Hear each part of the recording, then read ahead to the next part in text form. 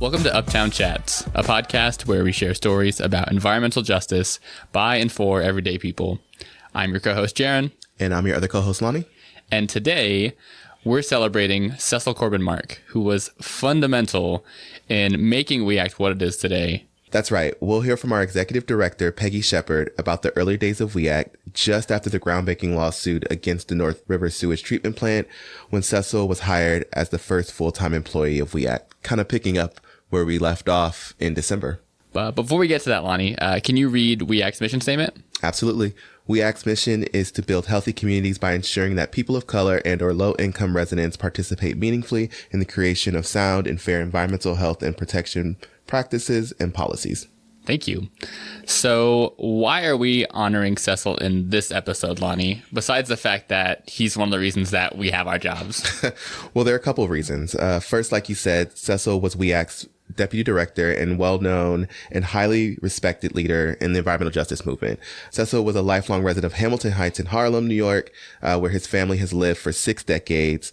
Cecil began his environmental justice career at We Act for environmental justice at the age of 25. Which is mind-blowing to me. That's so young. I know. I was trying to think about what I was doing at 25, and I don't think I can tell people what I was doing at 25 on this podcast. He was the first paid staff person hired by the Harlem-based volunteer group when it became a formal nonprofit organization. Over the next 26 years, Cecil grew to be one of the leading figures in the movement, both in New York State and across the nation. Absolutely. At the time of his passing in October 2020, Cecil was We Act's deputy director and director of policy initiatives. In this capacity, Cecil helped develop and pass numerous environmental health-related bills in New York City and New York State, provided overall policy guidance to We Act's New York program staff, managed We Act's Washington, D.C. federal office, and served as an informal mentor to aspiring environmental justice advocates across the country. So basically, he created the department that I work in the group that we have now in the policy team. He did a lot. In honor of Cecil's legacy, We Act actually started the Cecil Corbin-Mark Fellowship for Environmental Justice Leadership. The fellowship is now in its 3rd year, and We Act's hosting 2 new fellows starting in June, and that fellowship lasts for 1 year. And we've had a couple of those fellows on the show, including Caleb and Liz. Mm-hmm. And for anyone who's interested in applying, application as of the time of this episode is still open, and I'll include a link in the show notes that you can go to. Lastly, and really the main reason that we're here releasing this episode this month, is that We Act is hosting a special event on April 20th, where City Council member Shauna Abreu, who you heard on the show before earlier this year, will be joining us for Cecil's street naming ceremony. Like we mentioned before, Cecil was a lifelong resident of Hamilton Heights, and Council member Abreu was instrumental in making this street naming ceremony happen and getting Cecil recognized and having the street naming. So it's really special that we get to have this event. Yeah, it's great that we get to say it's a lot to celebrate. And I mean, having a street named after you, I think is such an honor. And I think it's just a great way to kind of solidify his legacy and who he was as a person. So without further ado, let's hear from Peggy about the early days of We Act and what it was like to hire and work with Cecil.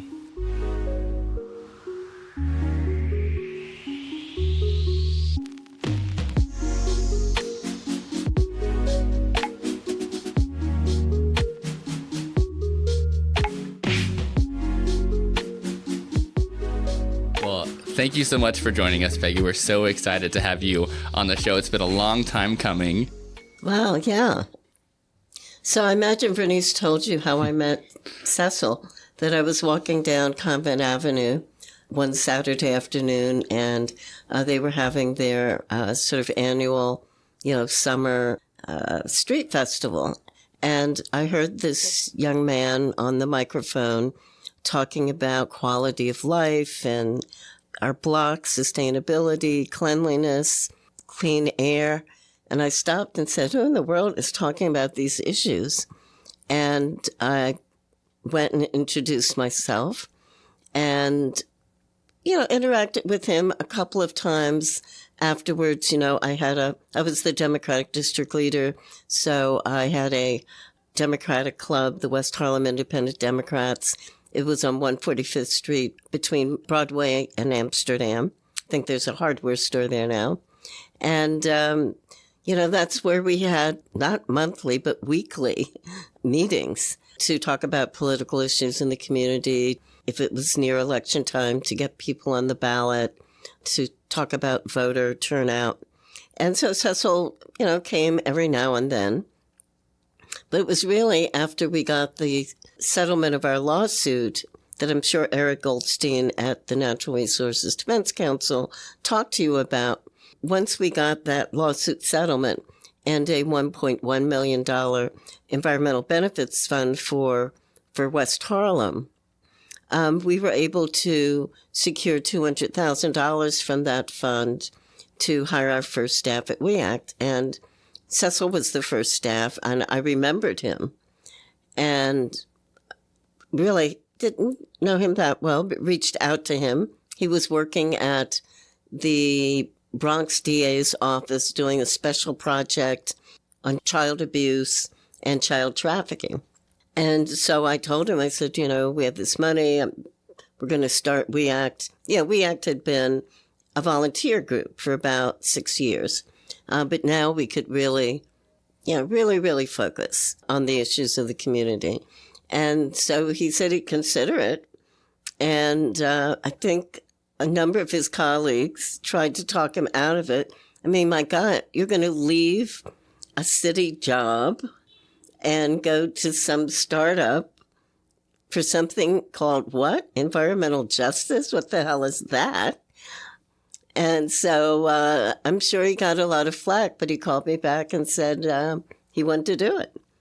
And so our first job was to find a space, which we did. We had a space at 125th and 8th Avenue in the Bishop Madison building. We had the second floor, and we had this one big room and had a conference table in the middle of it. And we had, office space around it. The first major thing we had to do was, guess what? Find a telephone system. Because, what you have to remember is even informally, you're starting a business. Whenever you've got an employee, that means you've got a whole system of things to do, right? Withholding from paychecks and, signing paychecks and paying rent and getting the lights on and all of those things. Yet you don't have credit as a business. And so we made the rounds and finally found a company that was nonprofit and contracted with nonprofits around telephone systems. And so we got that inserted and we were kind of, rocking and rolling. The next two people we hired was a communications director and an office manager. And then I think the next person was a community organizer. So there were 4 or 5 of us for a long time. Cecil and I did all of the grant writing. We would start that at 5 o'clock in the evening, after we'd done the community organizing and the meetings and all of that during the day. I would do the narrative and the proposals, and he would do the budget and the evaluation. That's the way we always had it divided up. And we even had one of our board members who was chair of our board, Dr. Dennis Derrick, come over and help us write some of these federal grants. And we were very lucky, and we were, I guess, very effective at being able to get large federal grants, for a pretty small organization. We took on a lot of campaigns, several key campaigns. One was Dump Dirty Diesel, a campaign against the MTA that eventually took 18 years. But now, guess what? When you look outside, you see buses saying clean fuel bus. And, every time I see that, I know that that's WEACT. So every time you see a bus in New York City that says clean fuel bus, WEACT has been the only key player around the buses for decades here in New York. And why? Because we house over 1/3 of the bus fleet in uptown neighborhoods. And so once we realized that crucial fact and realized the horrendous environmental exposures that our kids were being exposed to. Yeah, think about the high asthma rate. Then you realize how important that campaign was. And then we've done other fun things like created the West Harlem Piers Waterfront Park, organized the community board and community residents to come out in planning charrettes to determine what should be over at the waterfront, because the city wanted to privatize it. They wanted to put a hotel up there. And, once you put a hotel on the waterfront, guess what? Most of us won't be walking back and forth along there. And so once we heard that, we really organized, and we organized quickly within a year. And we got a number of scenarios for what the waterfront and the whole manufacturing zone could look like. And we developed drawings with the urban planner and then began to work with our city elected officials to demand that they develop a master plan to build it. And 10 years later, it was open, and it's this missing link in the uptown and downtown esplanades, because you would have to get off your bike at 123rd Street and walk along the street and then pick it up in the 140s above the sewage treatment plant, in terms of Riverside Park. And so it really created the missing chain. So it really shows you, I think those two campaigns I've just mentioned really demonstrate how what you would think is a local issue benefits the entire city.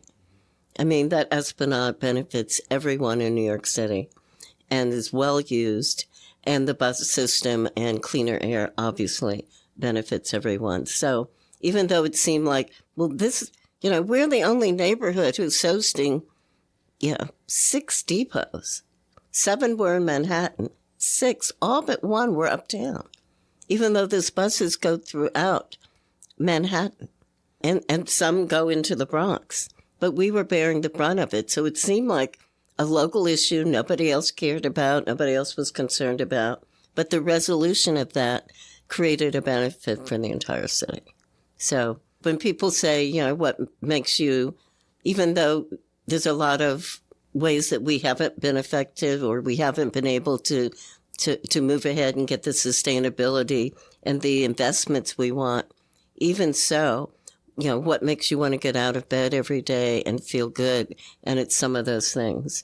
Walking by the park, looking up and seeing a bus that, we made cleaner. All of those things make life a lot better.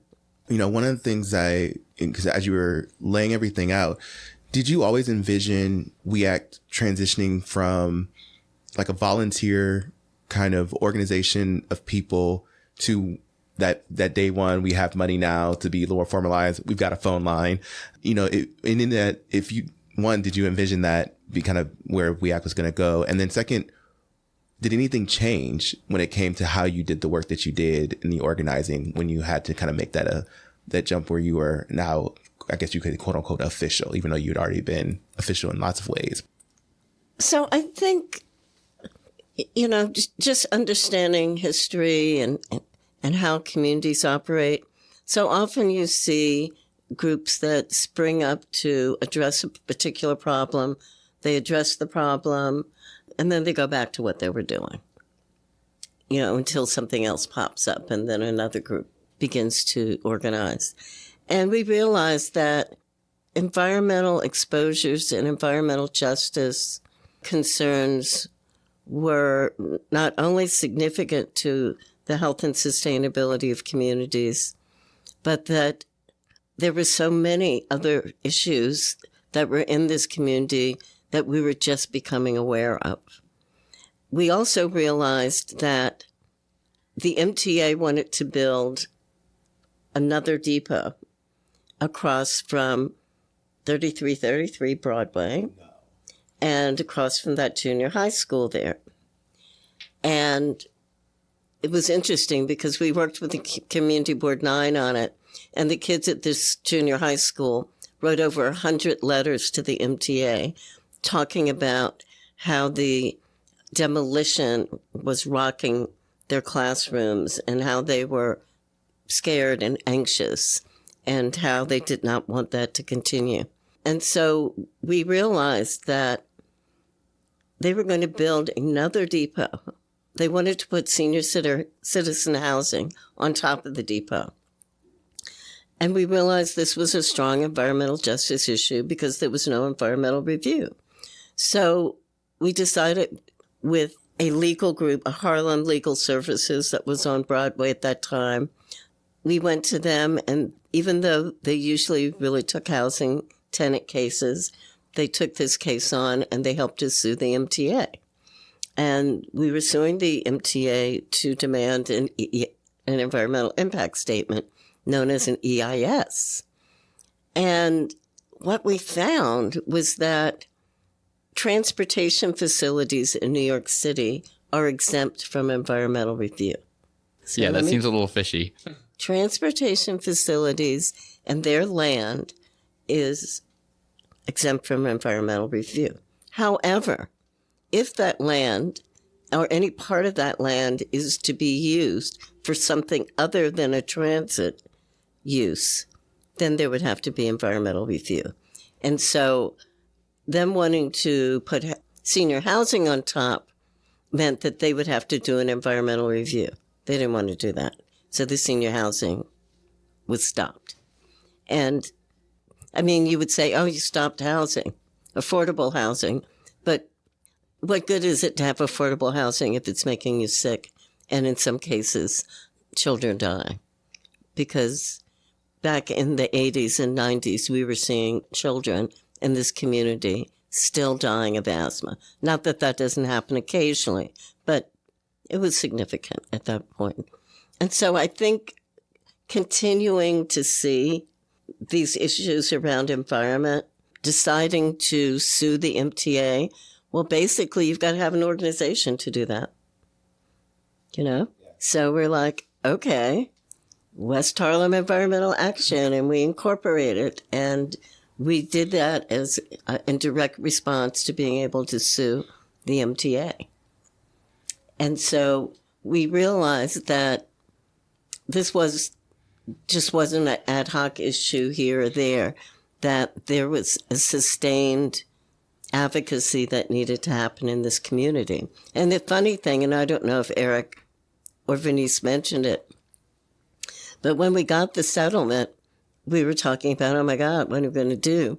And our good friend and attorney and board member, Eric Goldstein, said, well, I guess, we can give some of the money to the Sierra Club and they can come uptown and do some environmental projects.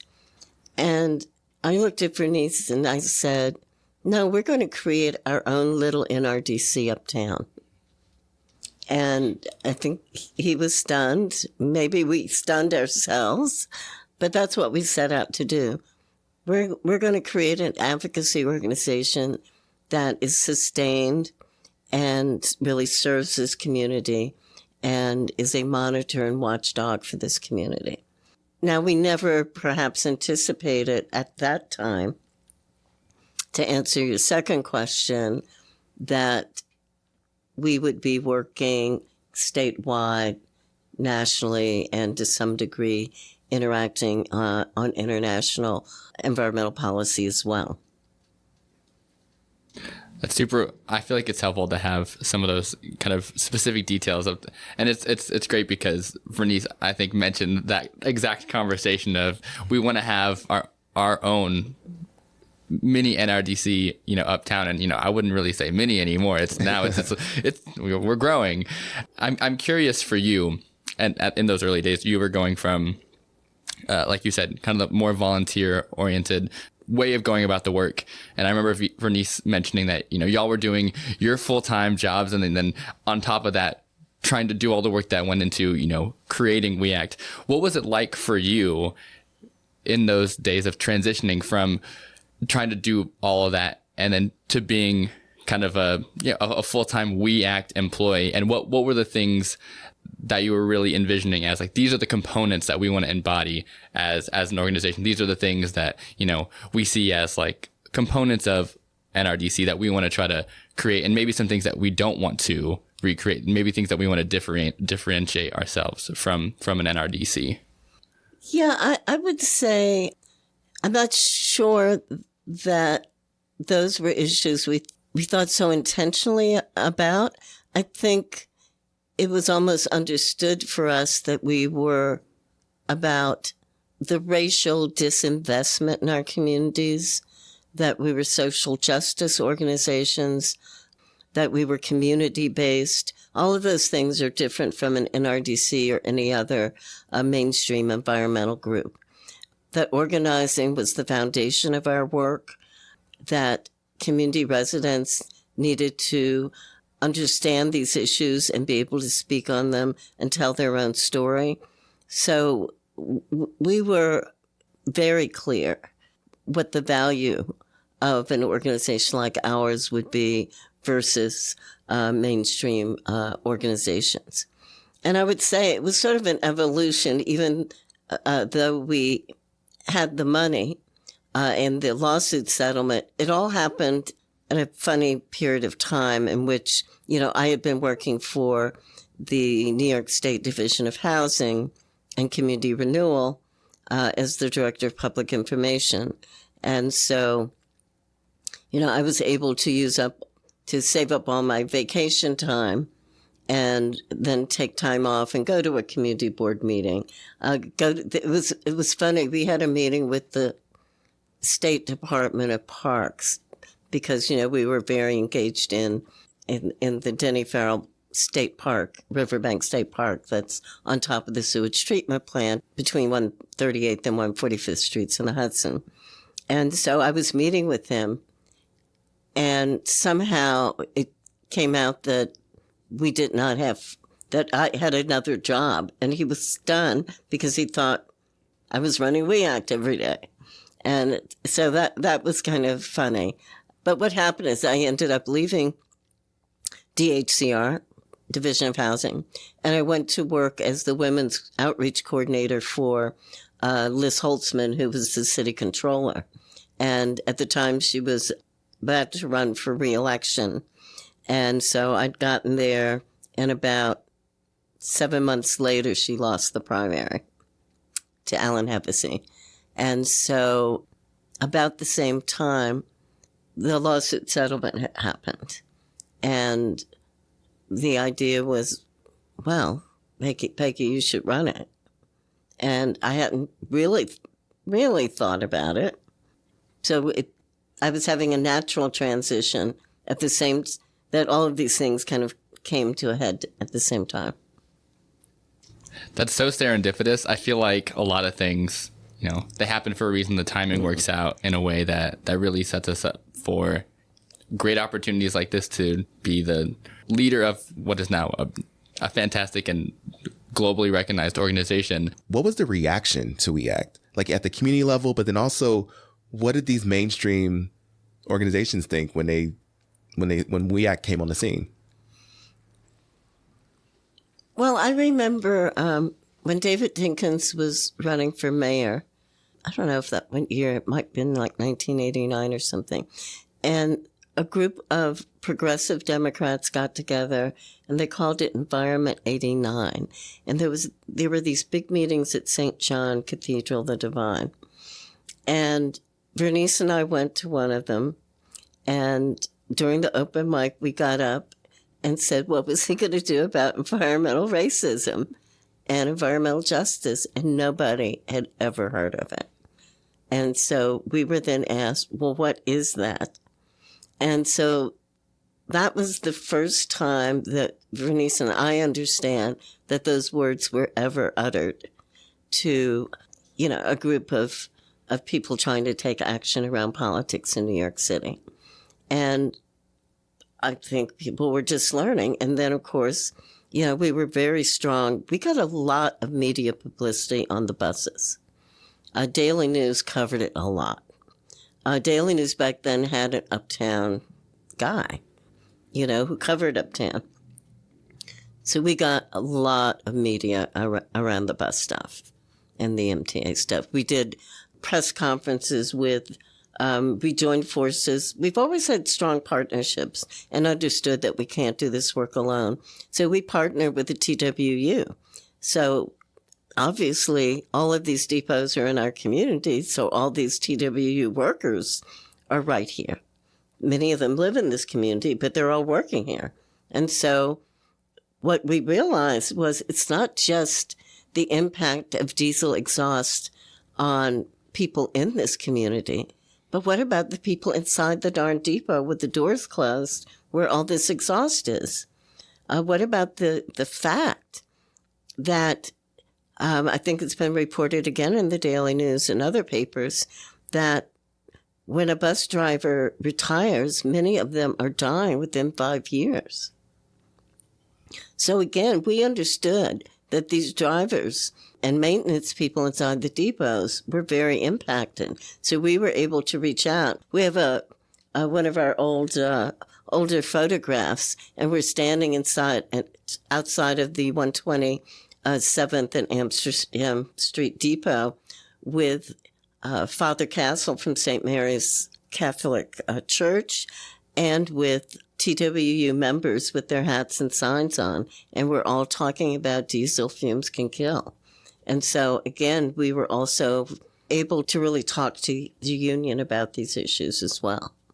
I find it very interesting that, and maybe not super surprising, that the initial reaction from, more mainstream environmental groups was like, wait, what is environmental racism? Can you tell us? I feel like to some extent, so much of that is still going on today. We spend so much of our time continuing to educate folks on what is environmental justice. We do our educational workshops here at WEACT, and that's where we always start the workshop is what is environmental justice? And, the conversation normally starts with, well, it's the trees, it's the animals. Like, well, okay, let's move past that. Let's also talk about the impact of the environment on us as humans in our environment and the environmental racism. What is that? And how does that fit into the work that we're doing? So I wish I could have, been a fly on the wall to see everyone's, what are you talking about? Right. But I'm so glad you brought up the dirty diesel campaign again, because it seems like that was like the first real, like you mentioned,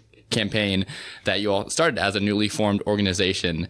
And I would love to hear more about some of the conversations that you and Cecil and the comms director and your office manager were having in those kind of early days where you're deciding, is this it? Is this our first real campaign? Did it kind of happen organically to where it wasn't like an active decision, or did you all kind of feel the momentum building and you're like, yes, this is going to be something that we prioritize as our first real campaign?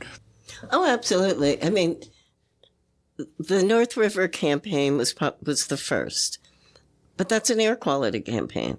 It was the fact that emissions from the plant were making people sick, especially those who lived along Riverside Drive.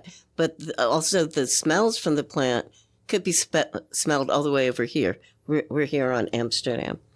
So we understood also that we had an asthma epidemic.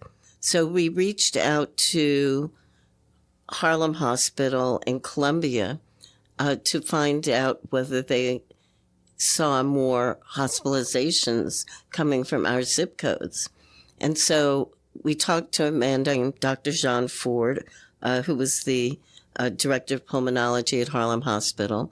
And he called us about 2 years later to say that he was just about to publish a paper that showed that the prevalence of asthma in Harlem was 3 times that of other neighborhoods. And again, that was data we pushed for and requested, so that when we understood the issue about the buses and we decided to file the lawsuit against the MTA, well, that's the campaign, because we were already addressing the issues at North River. So the second campaign became the MTA. And when I say campaign, all those tactics. For instance, with the North River plant, we held up traffic on Martin Luther King Day on the West Side Highway. We got arrested. We were called the Sewage Seven. David Patterson, who was our state senator and became lieutenant governor and then governor, was with us. You know, again, strong campaign, get in the New York Times, get on TV. And then we had all the senior citizens holding up traffic on Riverside Drive. So when people were diverted from the West Side Highway to Riverside Drive, there we were holding them up again. And so, you know, direct action, those kinds of tactics were important. So when we rolled into the MTA, the campaign against the MTA, we knew that there were going to have to be hearings in the state legislature around this. And so every week we would hold some sort of press conference. And then they decided they were going to close the only depot downtown and open a new one in East Harlem. And so for every week for about 3 months, we held a press conference with state elected officials hammering the fact that that depot should not be opened, and organized a lot of the people who live across from it. So another part of our strategy was organizing people who live near every depot. Thank you, Peggy. Thank you so much for being on the podcast with us. I feel like it was such a joy. You gave us even more information than I expected. So this is beautiful. We're really filling out this narrative of We Act and the impact that it's had. So the impact with just 4 people. And I don't know if Jaron's feeling this too, but I'm thinking maybe we need to be working a little different. I know. Awesome. Well, thank you so much again, Peggy. We can't wait till the next chance that we get to have you on the podcast. Okay, thank you. Thank you for listening. If you like the episode, make sure to rate and review the show on whatever platform you listen on. If you have thoughts about the show, we encourage you to reach out to us with your thoughts and suggestions at podcast@weact.org. Check out We Act on Facebook at We Act for EJ. That's WEACTFOREJ. And on Instagram, X, and YouTube at We Act for EJ. That's WEACT4EJ. And check out our website, weact.org, for more information about environmental justice. Well, that's it. All we have to say is thank you, Cecil.